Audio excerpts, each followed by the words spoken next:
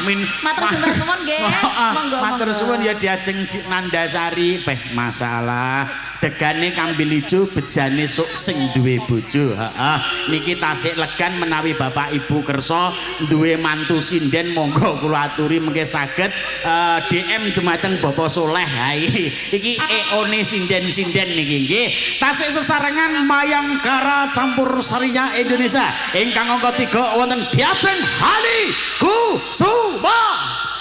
Terima kasih pancene ora tresno Mbak ya kondo sing prasaja yen kowe pancen wis ra tresno Han kondo sing prasaja luwih becik timbang nglarani ati. Kula Mas rungokno. Lho kok cuma rungokno ki iso nyawang buri maksudmu? Sak aku to maksudnya. Iya maksudnya sampean kuwi lek memang wis ora tresno timbangane terus nyelot suwi ora gelem maem. Lah iya. Diet ya